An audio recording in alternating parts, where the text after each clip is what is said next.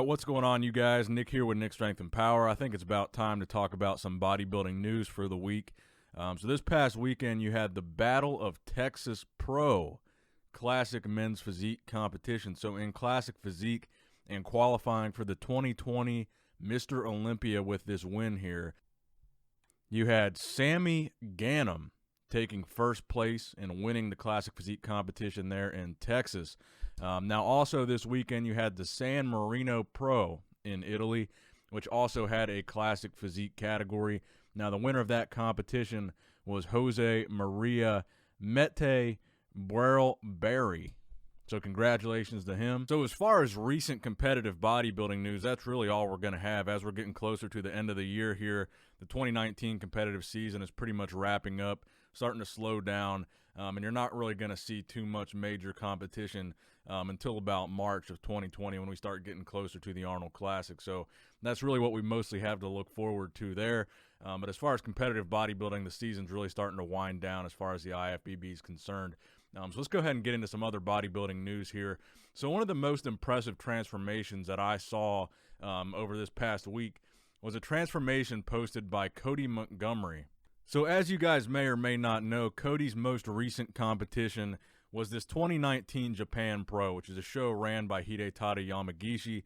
And at that show, I think Cody actually surprised a lot of people by placing very highly there, relatively highly, in a lineup that had guys like Regan Grimes and Juan Morel in that lineup.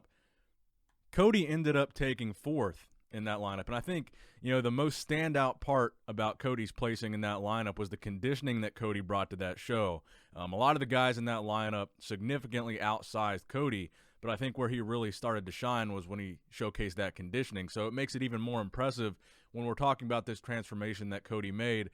He put up this post on Instagram showing how he looked in March of 2019 compared to how he looked during his prep for that Japan Pro November of 2019. So I believe this is about a 6 to 8 month transformation from him looking like he looked in that before picture to looking how he looked in that after picture. So I know Cody had initially competed in men's open bodybuilding when he first got his pro card. Then he dabbled in 212 a little bit. Then he came back to men's open at that Japan show.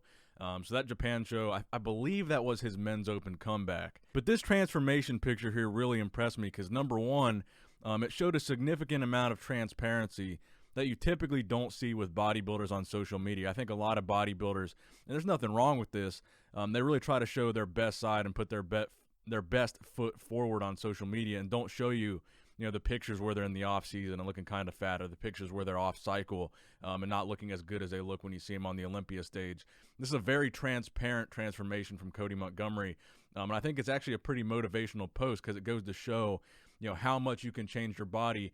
Yeah, the gear is a factor, but in just a 6 to 8 month window through diet and training, what is possible, even with someone as young as Cody, and someone that's not as seasoned as Cody, someone whose body isn't as used to these massive transformations, to see what he's able to do in such a short amount of time, I think is a pretty motivational thing to look at. And this isn't a knock on Cody, but I think honestly in that before picture, he looks like, or maybe even looks worse than a lot of us natural bodybuilders look, you know, when we're in the off season. So I think it just goes to show, again, what's possible in such a short amount of time. And I think, honestly, that's one of the most impressive bodybuilding transformations that I've ever seen because the starting point was really so unbelievable for a pro bodybuilder. I've always been a fan of Cody's physique. I followed him back when he was winning just teen bodybuilding shows.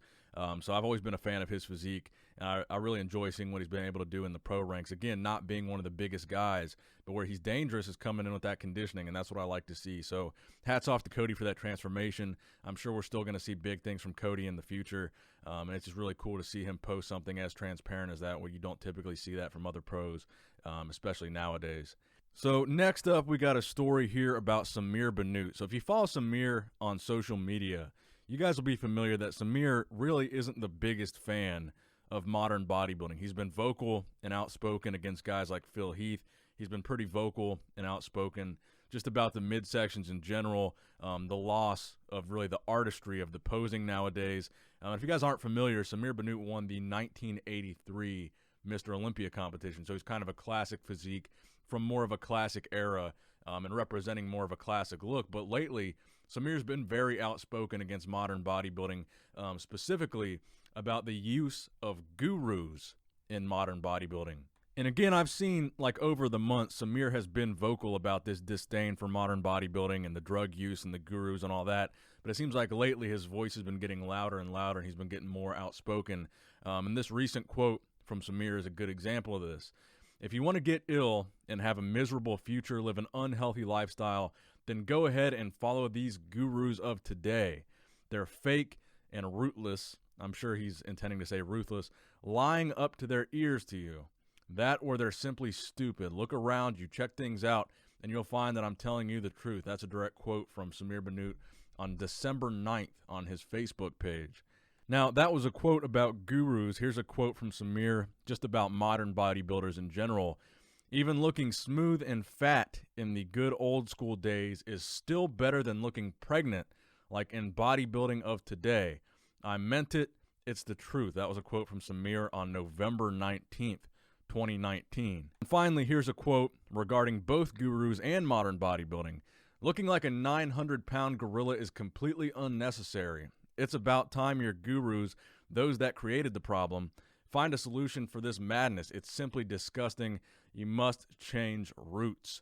That was posted on November 4th, 2019. Now, I believe a while ago he had a little bit of an interaction with Phil Heath where he posted a back shot of him and Phil comparing their back shot. And Samir Bannout did have one of the best backs as far as detail and density of his era. Samir Bannout's back was extremely good, and the caliber was extremely high, again, especially for that era.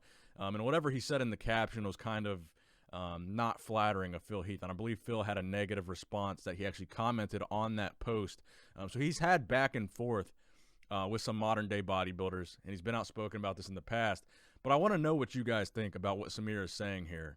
Do you think the days of the 70s and 80s where guys supposedly, weren't using gurus, weren't using as much gear, and weren't really pushing things to the extreme as they are today, do you think that was a better approach than what we're seeing today with the quote-unquote 900-pound gorilla look that Samir is referring to here?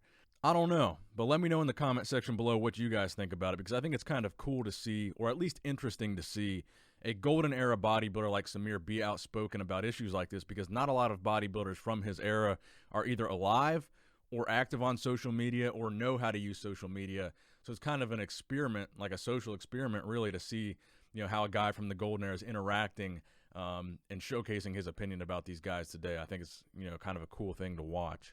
Now, next up here, I wanted to mention something that I found kind of interesting. As we saw that Kai Greene was doing the whole vegan thing, he was selling vegan ebooks and whatnot. Then recently I saw he's now promoting a keto ebook. So the question that I have for you guys is, how long do you have to participate in a diet before you become an expert and publish an ebook on that diet? And at what point does it become just blowing smoke and really just making stuff up about the diet, or possibly just, bullshitting a book together? Because to be honest with you guys, Kai Greene seemed pretty gung-ho about doing the vegan diet and pretty gung-ho about the Game Changers documentary. And he sold that vegan ebook like a couple weeks into becoming vegan. Now he's promoting this keto ebook. So supposedly, I would assume he's following a keto diet. If he's selling a book on how to do the keto diet, you would think he's being an active participant in that diet. So I want to know what you guys think about this. Kai Greene seems to be constantly transitioning from diet to diet fad to diet fad, rather.